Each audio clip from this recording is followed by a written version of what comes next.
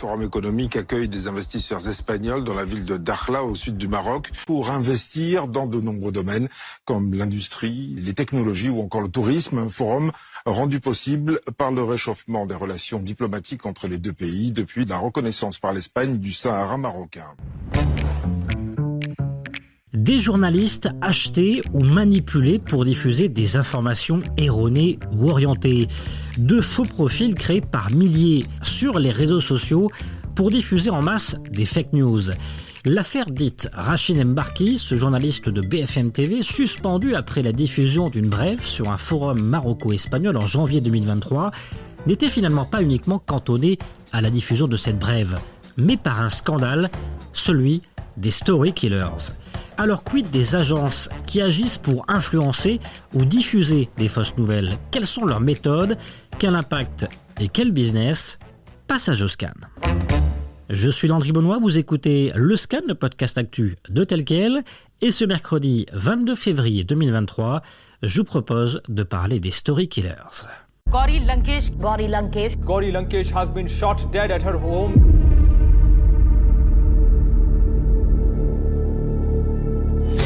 The 55-year-old was shot as she entered her house in the southern city of Bangalore.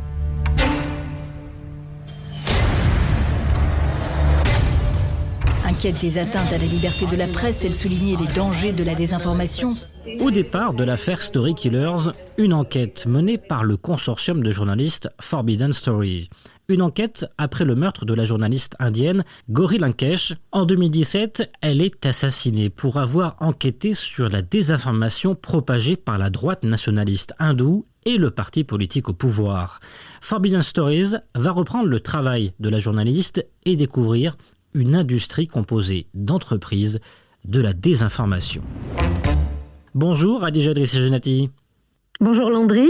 Vous êtes experte en communication d'influence.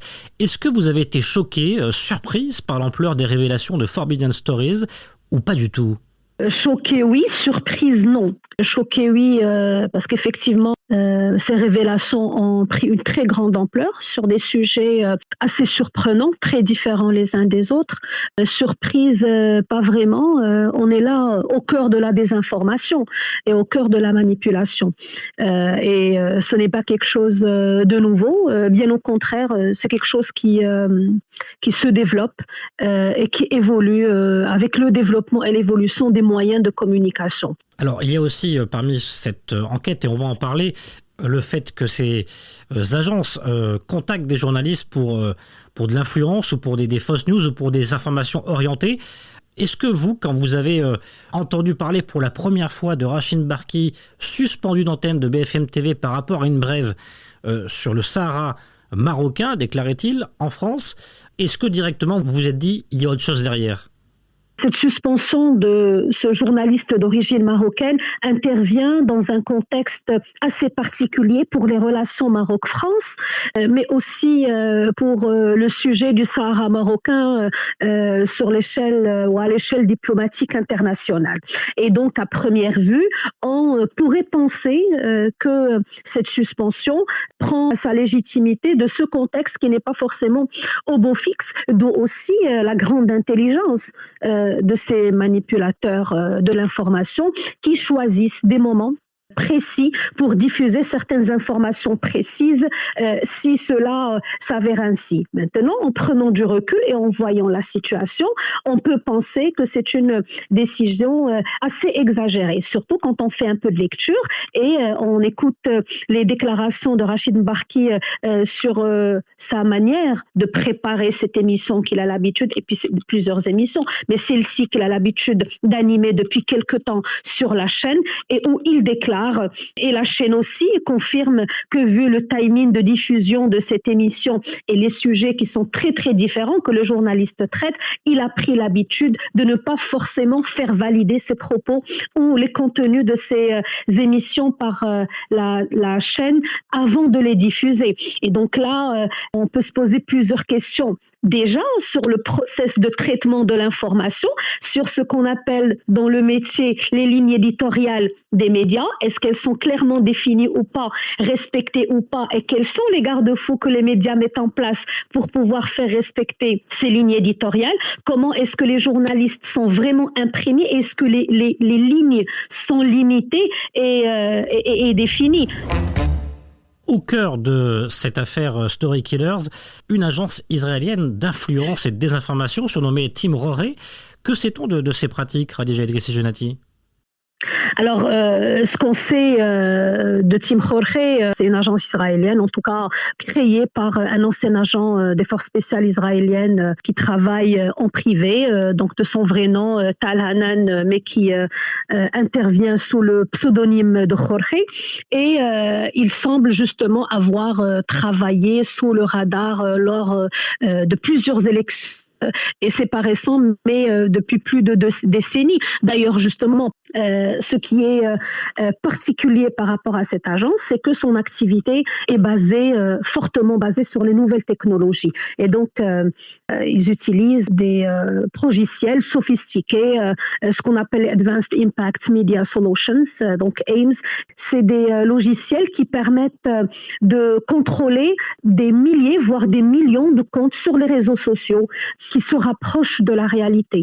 Certains de ces profils ont des avatars qui ont même des comptes Amazon ou des cartes de crédit ou des portefeuilles Bitcoin, des comptes Airbnb, c'est-à-dire tout pour crédibiliser ces profils-là et leur permettre d'agir comme si c'était des personnes réelles, et donc qui diffusent de l'information, qui propagent de l'information, et donc forcément, donc c'est ce qu'on appelle un peu le buzz, mais ça ne se limite pas uniquement au buzz, donc de la visibilité, mais ça crée de l'influence.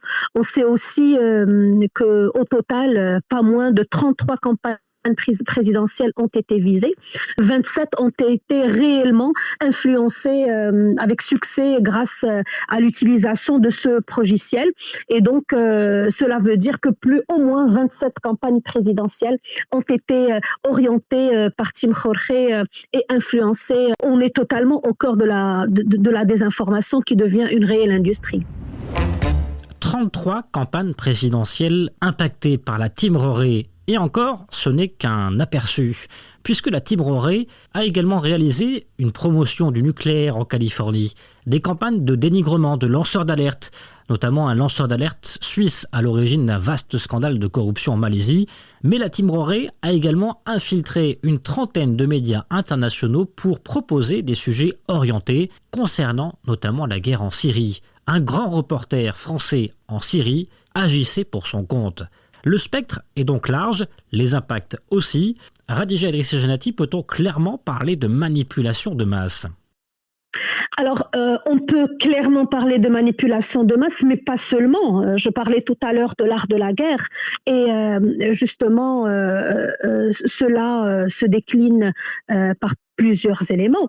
La désinformation, elle est née de l'information. L'information est une activité permanente. La désinformation l'est aussi. Ce sont réellement ces méthodologies et ces méthodes qui évoluent. Et aujourd'hui, on est arrivé à une situation où c'est beaucoup plus simple. On peut manipuler grâce à de la désinformation, mais on peut aussi usurper. Donc, il y a de l'usurpation aussi, créer par exemple un site web qui reprend l'URL d'un autre site web et diffuser régulièrement de fausses informations. On peut aussi noyer la propagande en publiant de nombreux articles repris d'autres sources plutôt fiables et créer un nouveau flux d'informations pour cacher un autre, cacher des erreurs. Certains sites peuvent modifier leurs publications après les avoir publiées et épinglées. Donc, il n'y a pas uniquement de la manipulation. Il y a différents objectifs qui peuvent être atteints à travers ces stratégies de désinformation. Et donc, à un moment, le résultat des courses, c'est que l'information se perde, parce que c'est ça l'objectif, c'est qu'on puisse plus faire la différence entre la vraie info et la fausse info. Qui sont les clients de ces agences de désinformation et d'influence ? Clairement, quand on a la capacité de manipuler des campagnes électorales, naturellement, le secteur privé va pouvoir être servi. Donc certainement, il doit y avoir des entreprises, surtout des secteurs qui sont assez réglementés. Il doit y avoir aussi des personnalités publiques qui feraient naturellement recours au service de ce type d'agence pour pouvoir se faire du branding ou pour pouvoir se venger d'ennemis politiques ou économiques. Je pense que dès lors qu'on arrive à avoir des démarches et des mécanismes structurés basés sur des technologies, de l'intelligence artificielle, il n'y a plus de limite au champ d'application de ce type de méthode de désinformation ou de manipulation de l'opinion publique.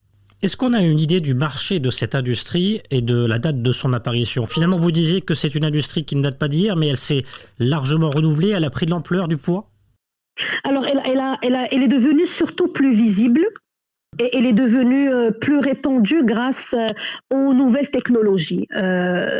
Aujourd'hui, certaines sources parlent d'un marché très lucratif de la désinformation, un marché qui serait évalué à près de 240 millions de dollars, qui seraient les revenus publicitaires justement de ces sites-là qui diffusent ces mauvaises informations. C'est une étude qui a été réalisée par l'ONG Global Disinformation Index. D'ailleurs, c'était la chaîne CNN qui avait commandé cette étude il y a quelque temps. Et encore, cette étude n'a répertorié que 20 000 sites de propagande, c'est-à-dire qu'il doit y avoir beaucoup plus qui opèrent, qui sont passés sous les radars de cette étude. Dire que le marché est très grand. Et encore, on ne parle ici que de revenus publicitaires. On ne parle pas de type être des négociations, des paiements pour des prestations rendues, des conférences aussi, parce que la désinformation passe aussi par l'organisation d'événements, par la production de contenu, par des échanges one-to-one ou en groupe qui ne sont pas forcément en on. Et donc voilà, oui, c'est un marché très lucratif et qui est en train de grandir aujourd'hui. Khadija Idrissi Jannati, on l'entend bien, il y a donc un aspect digital dans cette affaire des story killers avec donc la montée en sauce entre guillemets de fake news ou d'informations qu'on voudrait révéler au grand jour ou d'informations manipulées, tendancieuses, et puis il y a la pénétration entre guillemets de médias. On va carrément aller payer des journalistes pour diffuser des informations soit influencées, soit des fausses informations.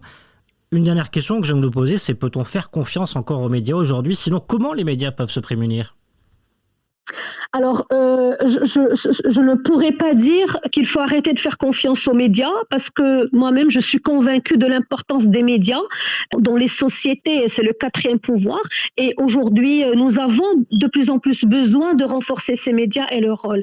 Maintenant, il est nécessaire aussi d'avoir des médias qui sont structurés et des médias éthiques. Et donc, pour moi, c'est sur ce volet-là où il faut intervenir. Si on revient à notre pays, le secteur des médias essaye de mieux s'organiser depuis quelque temps. Nous avons réussi certaines choses, mais d'autres sont encore en train d'avancer. Ça passe d'abord par la formation des journalistes, par de la formation continue, par le rôle des structures médiatiques et des entreprises des médias, par les mécanismes de contrôle, mais aussi les mécanismes d'accompagnement. On peut, pour moi, le fait de dire payer des journalistes pour diffuser de la fausse information, c'est un raccourci parce que un ou une journaliste, quelle que soit son expérience et son expertise, peut aussi tomber dans un piège. Les moyens qui sont mis en place aujourd'hui, techniques et technologiques, dépassent ce qu'on peut imaginer et tout le monde peut être victime de cela. Donc, nous devons miser sur notre capacité à éduquer, informer, accompagner pour pouvoir, et d'abord les journalistes avant la population. Mais oui, il faut continuer à faire confiance aux médias, mais leur permettre, leur donner les outils pour pouvoir s'organiser et se prémunir contre des manipulations eux-mêmes ou de l'infiltration, effectivement. Merci beaucoup, Khadija Idrissi Jannati. Merci, Landry. Le Scan, le podcast d'actualité, c'est fini pour aujourd'hui. Réalisation Adam Al-Arshawi. N'hésitez pas à vous abonner sur le site telquel.ma et à nous retrouver chaque jour du lundi au vendredi sur toutes les applications de plateformes de podcast et de streaming.